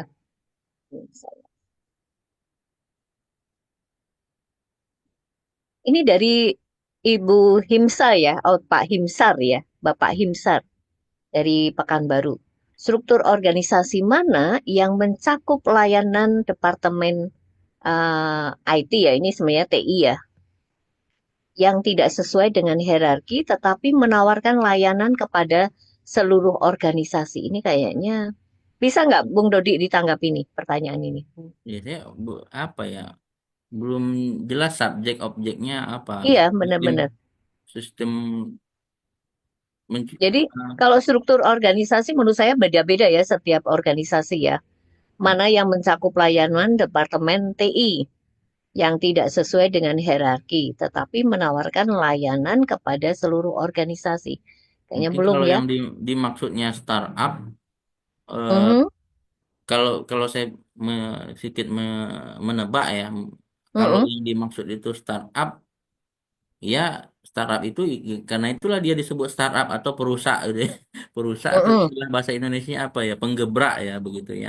Dia itu mhm, menggebrak yang besar. Nah, dia mhm, memang untuk menggebrak satu kebaikan apa itu dia harus lepas dulu dari sisi regulatifnya. mhm, Tapi mhm, nilainya dia pahami eh, nilainya apa? Nilainya menjadi pemecah masalah bersama. Itu nilainya. mhm, Contohnya mhm, Gojek. Gojek itu kan di awal kelahirannya merusak kenyamanan banyak pihak gitu ya, terutama mhm, di transportasi darat begitu ya. Tapi dia membangun sistem sistem yang terbuka antar perusahaan dengan apanya, dengan drivernya di bawah begitu ya, mhm, dengan kebutuhan masyarakat pada saat itu kan begitu mhm, kan. Jadi mhm, ini ada asas kebutuhan bersama di situ yang tidak bisa didorong digebrak lah melalui startup ini. Nah, mhm. bisa begitu. Nah, tapi kan gejolaknya sempat panas itu, gejolaknya panas, apa pemukulan, tawuran di mana-mana, bentrokan gitu ya. Hingga mereka menang, ojek ojek ojek pengkolan hilang kan gitu ya. Ojek Mhm, mhm, pengkolan ini salah satu good governance yang boleh kita pelajari juga. mhm, Nah, good governance dan sekarang sudah melakukan kapitalisasi kan. Nah, memang Mm-mm. kecenderungannya selalu begitu, sudah menggebrak, dia cenderung memonopoli dan melakukan kapitalisasi. Betul, betul. Kecenderungannya juga sisi yang tadinya niat awalnya itu baik, Untuk sosial, eh, memecahkan permasalahan sosial ya. itu benar, tetapi Mm-mm. beriring berjalannya dia di jalan ada masalah lagi ya, sekarang dia coba berubah lagi. Ternyata ojek pengkolannya hilang gitu ya. Eh, Mm-mm. yang di transportasi darat yang tidak mengikuti perkembangan zaman, keinginan Geser, masyarakat betul. menghilang gitu ya, kecil Mm-mm. Uber gitu ya, ada karena Mm-mm. tahan dananya begitu ya. Mm-mm. Nah, eh, ya itu, maka suatu kebijakan atau good governance tadi kembali lagi ke hatinya, ke feeling, ke bondingnya tadi. Mm-mm. Kalau bondingnya sudah hilang gitu ya, perasaan denyutnya tuh nggak sampai lagi ke bawah, ya kebijakannya pasti di bawah pasti beriak itu. Coba aja naik Gojek, ngeluh Mm-mm. semua kan, semua sekarang kan Mm-mm. drivernya itu. Ya ini ya, ini wawancara kualitatif saya, fakta di lapangannya begitu begitu ya. Apakah seperti itu yang dimaksudkan? Nah, ya saya kembalikan lah Bu Arif. Iya. Waduh, pinginnya nih mau closing statement, tapi kaitannya dengan jenis struktur. Kalau tadi bicara tentang struktur organisasi yang mana ya?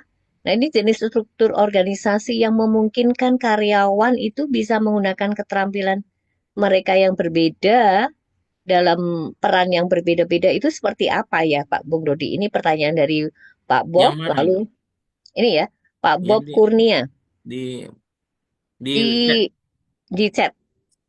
dikopikan aja Bu Arif, saya baca dulu. Oke, di chat ya. Di, bentar, Bung Dodi ya, saya kasih ke Bung Dodi lah. Udah,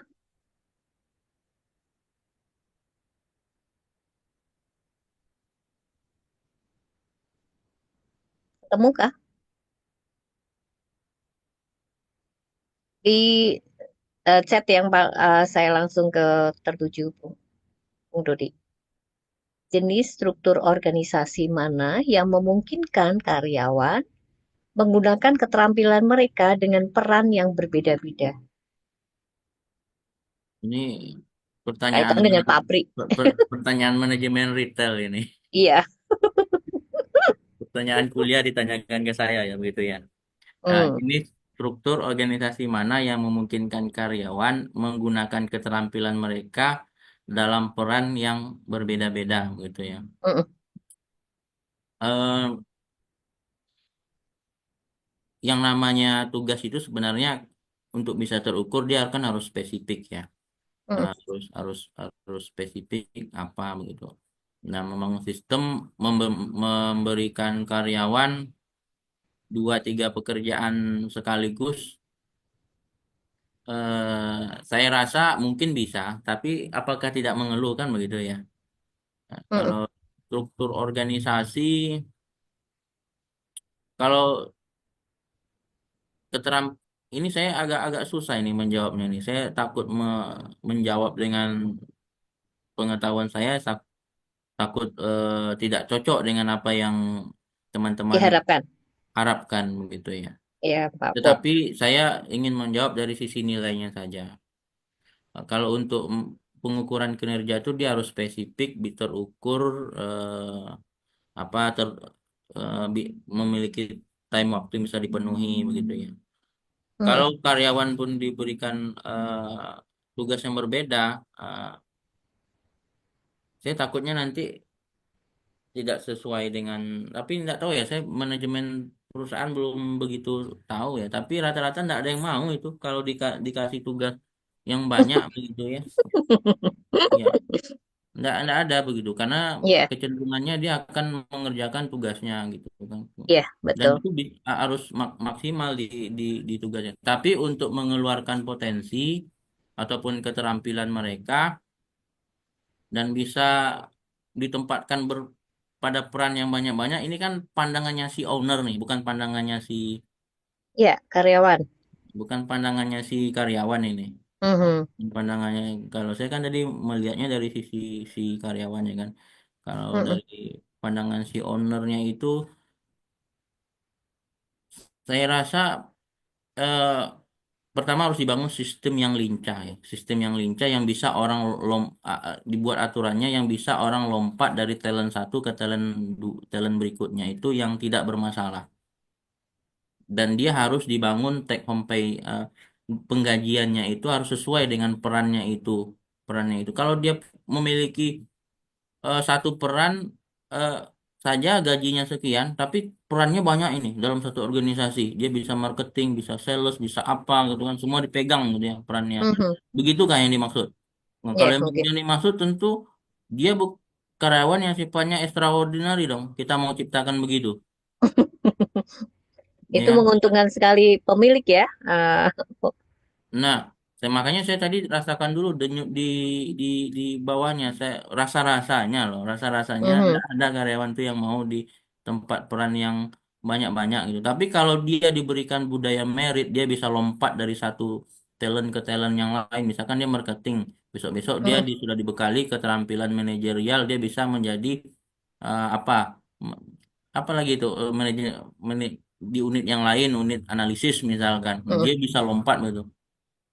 Ya, oke, is oke kalau dia dipermudah untuk lompat. Tapi kalau dia harus marketing, dia harus analisis ini, saya rasa karyawannya nggak mau. Walaupun sistemnya kita bangun, nanti bisa-bisa aja sistemnya kita bangun, tapi kita bisa nggak membayar dia sesuai dengan itu, Bu Ari, jawaban Iya. saya. Baik, terima kasih Bung Dodi. Lincah sekali jawabannya juga. Wow. Sebelumnya, boleh ya Bung Dodi, sebelum kita tutup, closing statement dulu dari Bung Dodi buat kita semuanya. Karena kalau saya minta untuk kita tanggapi semua pertanyaan, kayaknya mungkin sampai pukul 5 ya pertanyaannya baru terjawab semuanya. Eh, Ya, Kira-kira begitu? saya rasa cukup, Bu Ari, itu saja. Nanti closing statementnya diputar aja lagi. Tetap semangat saja, saya rasa tetap semangat saja, terus bergerak saja, tetap beraktivitas dengan baik, jaga kesehatan, terus tingkatkan kemampuan diri begitu ya. Walaupun belum Mhm. mampu, tetapi niatkan saja dulu begitu ya. Intinya bergerak saja dulu, bangun jejaring. Insya Allah nih, saya rasa tadi ini banyak mahasiswa ini karena perjalanannya masih panjang. Saya pernah di Iya. posisi mahasiswa saja, Mhm. pernah di posisi mahasiswa juga begitu ya. Mhm. Sekarang posisi Dan di dosen juga ya Pak ya, Bung Dodi. artinya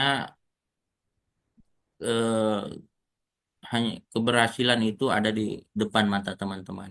Semua kalau teman-teman terus bergerak, itu kuncinya Bu Ari.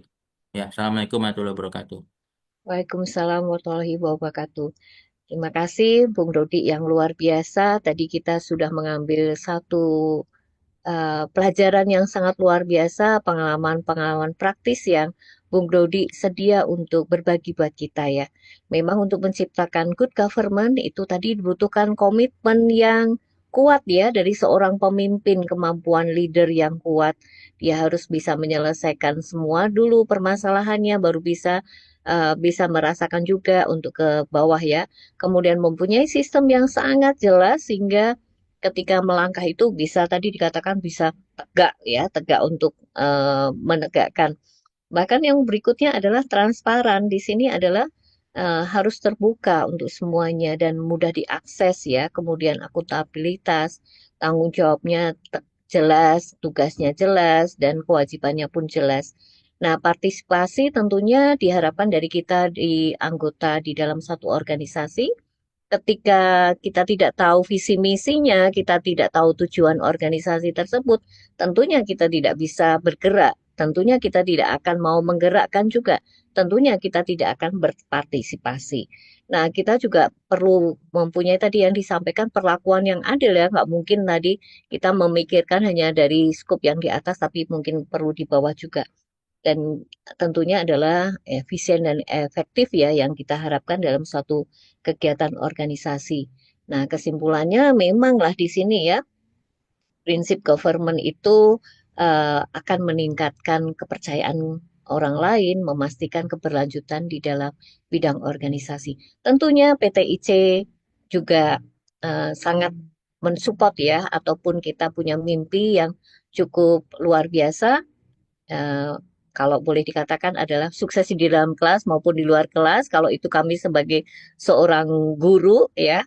Tapi kalau kami sebagai seorang masyarakat yang tentunya kami boleh bersinergi dengan semua pihak untuk kita membangun kewirausahaan masyarakat untuk kita boleh sejahtera dan membangun bangsa ini. Nah, saya kembalikan lagi, terima kasih. Kita berikan kepada Bung Dodi penghargaan berupa piagam. Bung nanti dicetak di ini ya, di print di dinding ya, Bung Dodi. Nanti Wah, kalau saya sempat main ke Kalimantan, ya saya boleh mampir ke rumah Bung Dodi untuk lihat, sudah ditempelkan atau tidak ya. Nah, baik, terima kasih. Selanjutnya kita akan masuk ke materi berikutnya. Nah, kalau closing statement ada nggak ya dari Mas Mampu ya? Mas Mampu belum hadir kayaknya ya.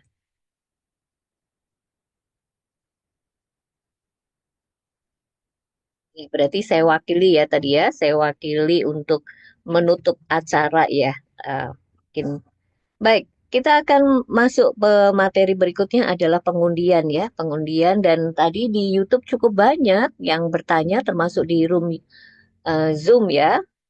Dan saya mohon maaf selaku moderator tidak bisa mengakomodir semua pertanyaan dari Bapak dan Ibu, adik-adik semuanya yang sangat luar biasa yang boleh hadir di room Zoom maupun di live YouTube.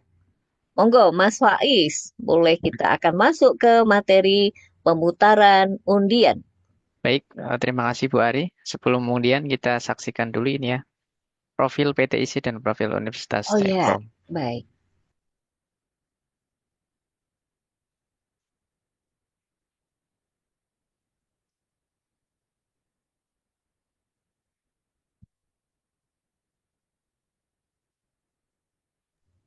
Suaranya nggak muncul, Mas.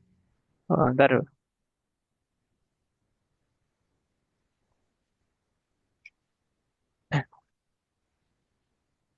Nah,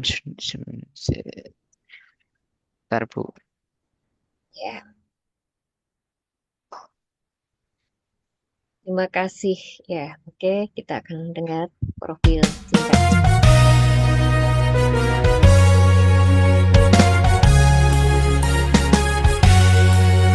Majulah PT IC, perkumpulan teacherpreneur Indonesia cerdas di bawah rahmat Tuhan yang kuasa. Pancasila dasar gerakan kita. PT IC, gerakan moral, ciptakan teacherpreneur sejati.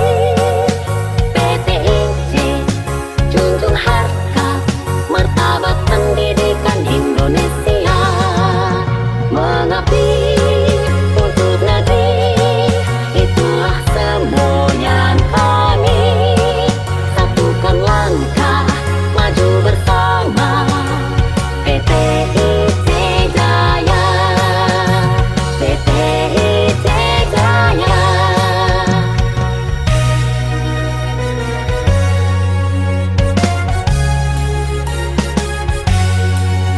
Majulah PT IC, perkumpulan teacherpreneur Indonesia cerdas di bawah rahmat Tuhan yang kuasa. Pancasila dasar gerakan kita. PT IC, gerakan moral, ciptakan teacherpreneur sejati. PT IC, junjung harkat martabat pendidikan Indonesia. Mengabdi untuk negeri, itulah semboyan kami. Satukan langkah, maju bersama. PT IC Jaya, PT IC Jaya. Guru cerdas Indonesia emas.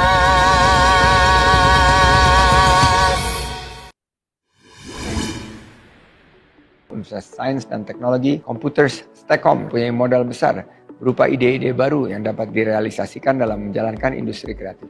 Bagi semua mahasiswa Universitas Stekom harus memiliki skill dan kompetensi untuk bisa produktif dan bersaing di tingkat global. Universitas Sains dan Teknologi Komputer dapat dimanfaatkan sebesar-besarnya bagi generasi muda untuk memperoleh kesempatan memasuki dunia kerja, berkarya, dan berinovasi untuk pembangunan, terutama di sektor ekonomi. Universitas Stekom memegang peranan yang sangat penting dalam pengembangan aspek kewirausahaan, khususnya untuk UMKM masa depan yang berbasis pada kreativitas dan inovasi teknologi. Universitas Sains dan Teknologi Komputer Semarang berani mengambil peluang dan berinovasi dalam mengembangkan kewirausahaan dan perdagangan digital di tanah air. Universitas Sains dan Teknologi Komputer mampu melahirkan lulusan yang memiliki kompetensi yang dibutuhkan dunia kerja hari ini, sehingga lulusan kampus dapat langsung diserap dunia kerja. Universitas Sains dan Teknologi Komputer atau Universitas Stekom merupakan salah satu perguruan tinggi terkemuka di Jawa Tengah yang berpusat di Semarang. Berdiri lebih dari 37 tahun dan memiliki 8 kampus cabang dan 1 gedung pusat karir yang tersebar di berbagai kota di Jawa Tengah. Tunggu. Kayaknya kita langsung aja deh ngeliatin fasilitas yang ada di Universitas Stekom ini. Yuk ikutin kita. Ayo.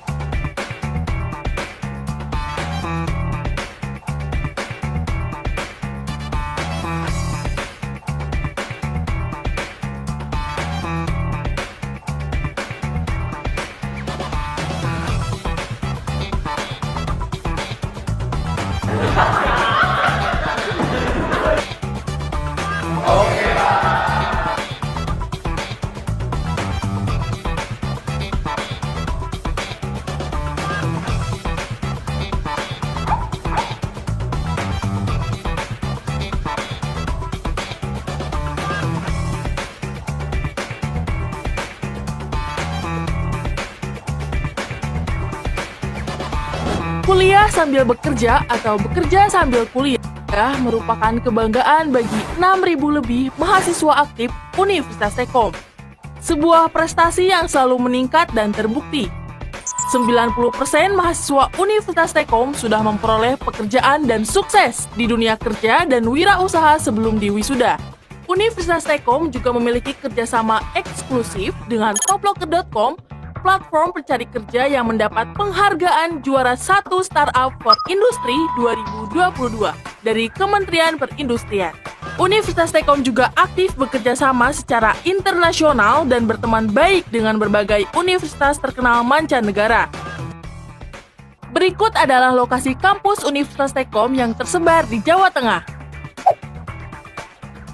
Ojo mek kerja, ojo mek kuliah digabung ya. Kerja sambil kuliah sambil kerja. Ngono ini. Universitas Stekom, Universitas Stekom, Universitas Stekom.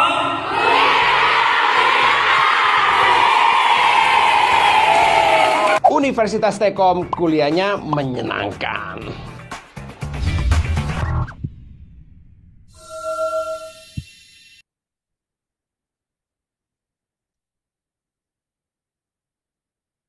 Baik, terima kasih. Di sini saya share screen dulu ya.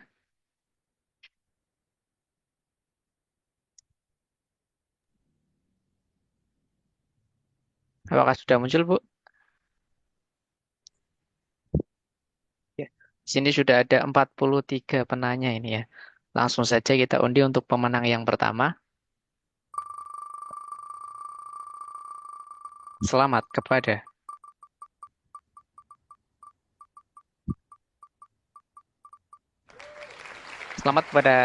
Mas Pak. Tri Wibowo ya. Pak ya. Kita lanjut untuk pemenang yang kedua. Selamat kepada jeng jeng jeng. Selamat kepada Pak Wisnu Broto ya. Lanjut untuk pemenang yang ketiga.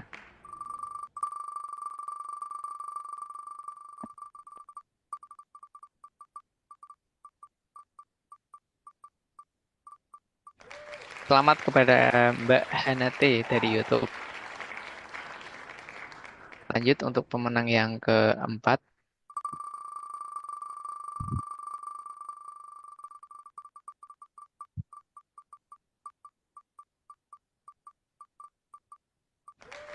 Selamat kepada Ibu Mahyuni dari YouTube.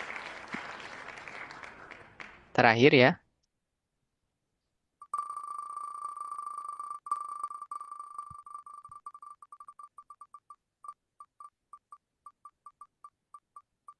Selamat kepada Kak Fora Farisa. Nah, selamat untuk kepada para pemenang ya. Silakan bisa menghubungi di nomor 08588 05 kali 11. Terima kasih. Saya kembalikan lagi ke Ibu Ari. Ya, terima kasih Mas Faiz ya, dan selamat bagi para pemenang. Selanjutnya mungkin webinar hari ini kita akan akhiri, kita akan tutup. Tapi izinkan saya untuk menyampaikan satu pantun. Berwisata ke Jakarta, jangan lupa ajak kawan-kawan. Kalau Cakep. saya ada salah kata, mohon kiranya dimaafkan. Nah, Bapak dan Ibu, saya selaku mewakili jadi pengurus PT IC, saya mengucapkan terima kasih bagi para peserta yang ada di room Zoom maupun yang ada di live YouTube. Dan saya mengucapkan terima kasih juga teman-teman dari Stikom ya yang di belakang layar yang selalu setia Masian untuk melakukan persiapan untuk melayani juga di dalam terselenggaranya webinar ini. Dan juga saya ucapkan terima kasih pada teman-teman pengurus PTIC dari daerah, pusat maupun wilayah. Ini ada yang baru perjalanan pun masih setia untuk hadir ya. Dan tidak menutup kemungkinan Bapak dan Ibu ataupun adik-adik ataupun mas-mas dan mbak yang ingin menjadi sebagai bertugas ya sebagai anjang untuk berlatih menjadi moderator, mungkin sharing, boleh WA saya juga ya untuk kegiatan dan kita akan selenggarakan setiap Sabtu ya, kalau kemarin-kemarin karena kami sedang berlibur, kemudian ada pertemuan untuk kepengurusan konsolidasi dulu kami liburkan. Jadi baru tahun pertama tahun 2025 hari ini adalah webinar Inspiring Profesional yang pertama. Baik, sebelum kita akan akhiri, kita akan berfoto bersama. Monggo, Mas. Oke, siap. Kita buka dulu ya kameranya kita masing-masing. Baik, izin saya pandu untuk peserta silakan bisa saya on cam terlebih dahulu ya. Oke. 1, 2, 3, smile. Kok cuma saya dengan Mas Faiz, yang lainnya nggak kelihatan? Mas Ayo Sam dong. nggak kelihatan. Oh, yang lainnya sudah mundur ya tadi ya. Iya. Baik, tinggal 10. Mas Oke, Tri ya. sudah. Ya, Mas.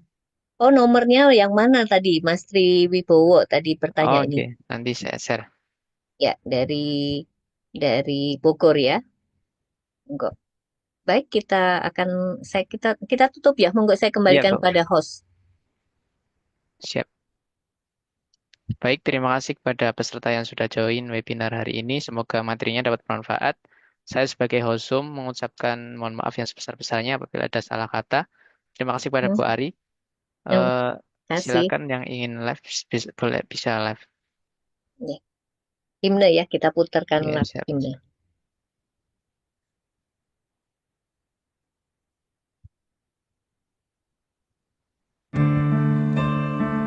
Sudah terdengar, Bu. Ya, sudah terdengar. Anugerah yang Tuhan berikan pada kami guru Indonesia, dari Sabang sampai Merauke, di antara beribu pulau. Penuh syukur dipanjatkan kepada Tuhan Yang Maha Esa, mengembangkan gerakan orang, ciptakan entrepreneur sejati. Perkumpulan entrepreneur Indonesia cerdas menuju guru bermartabat. PT IC,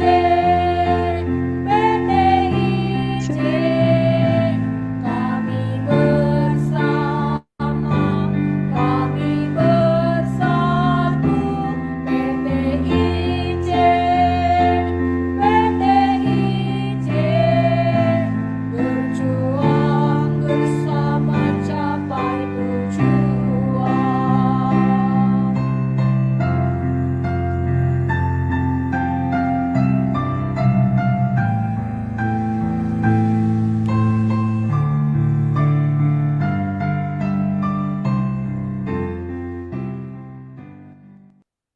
Ya, terima kasih Mas Faiz, terima kasih Pak Pak Ardi ya, Bu Nurul ya, Bu Dwi, Bu Ali, Mas Ali, Mas Sam, dan Mas Twin ya, Tewin ya. Monggo kita tutup ya.